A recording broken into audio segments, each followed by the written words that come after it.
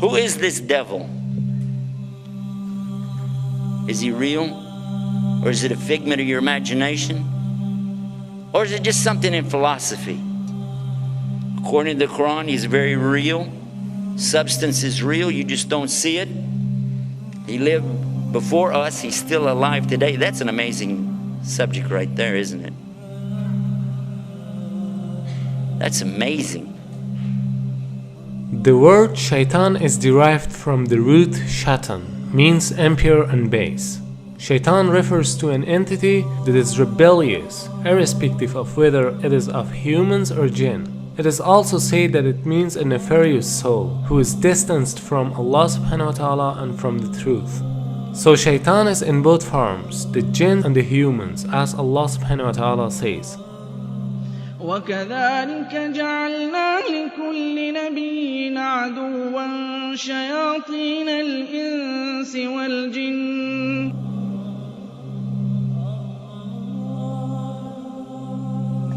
Now what is this about the jinn? Why do you have to believe in that? Well, they're part of something called Al-Ghaib. Al-Ghaib means the things you don't see, the unseen. You agree and I agree, we don't see Allah. Okay, so he's in the Ghaib, the unseen. We agree there are angels and you don't see them. They're in the Ghaib, unseen, made out of light. And now the jinn, and we don't see them. They're also in the Ghaib. They're made from a fire which has no smoke to it. And if fire has absolutely nothing like smoke to it, or that it could be that you don't see that either. There's heat that you don't actually see, isn't that true?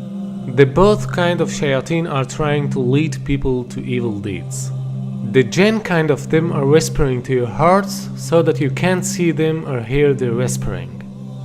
And the human kind of them are whispering to your hearts in a way that you can see and hear but not realize it as whispering. And he can be anyone, even a friend of you who suggests you for drinking alcohol or any other kind of evil deeds. As far as the question is concerned with Iblis, it should be noted that Shaitan is a common noun, whereas Iblis is a proper noun. Iblis is also from among the jinn, who was the first creature that disobeyed Almighty Allah's command. We don't see the jinn, but we said that they have choices. And they were making choices even before Adam or human beings were ever created. And their choices were sometimes good, sometimes bad. From them comes the one we call Lucifer or Iblis. And who is that? Who is Lucifer? Who is Iblis? You might say he's the devil, the Satan or Shaitan as he's called in the Arabic language. But actually, he started out as a worshipper of Allah. And he was worshiping and praying to Allah and extolling Allah to the extent that Allah raised him up to be even with the angels. Now remember, this guy Iblis is not an angel, but he was worshiping alongside of them because of his ibadah or worship, being so lovely, and Allah raised him up, you see. But then what happened? And this is an important story.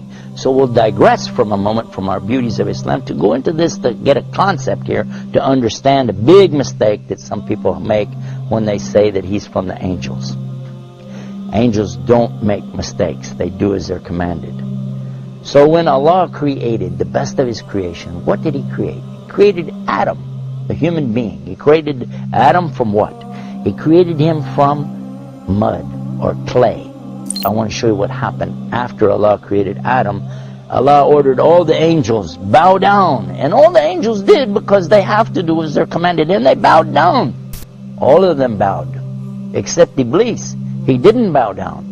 Now if you read this in context, you understand that he was not an angel. But if you just read the words, all the angels bowed down except Iblis, you'll say, well see, that means he was an angel.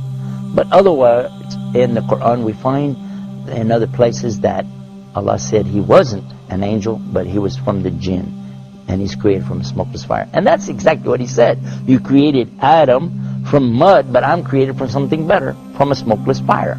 So I refuse to bow down. Why? Because I'm better than him. I am better than Adam, and I refuse to bow down to him. And by so doing, he disobeyed Allah. And whoever disobeys Allah, he's in trouble. But especially if he does it out of his arrogance and his pride.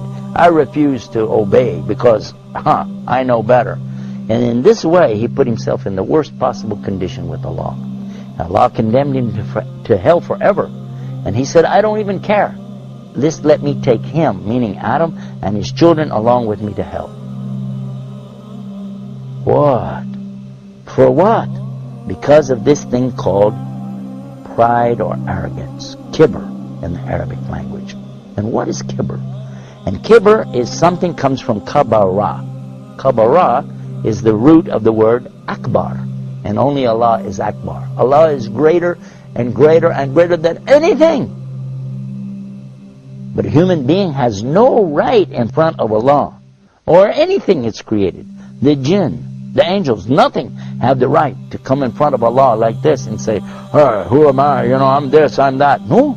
Allah gave you a commandment. You do it. Now the important point is that everyone thinks that it is because of shaitan that we commit sins. That's why they're asking some questions like, why Allah created shaitan? Or why Allah didn't finish shaitan so that we wouldn't commit sins? Here's a misunderstanding. Shaitan cannot do anything more than whispering. To make it more clear, let's ask a question. Before Iblis became shaitan, there was no other shaitan, right? So who told Iblis to disobey Almighty Allah's command? Here's the point. There was no shaitan before him. He did it because of his nafs. Suppose that even if there was no shaitan, still we'd have nafs. So we'd commit sins.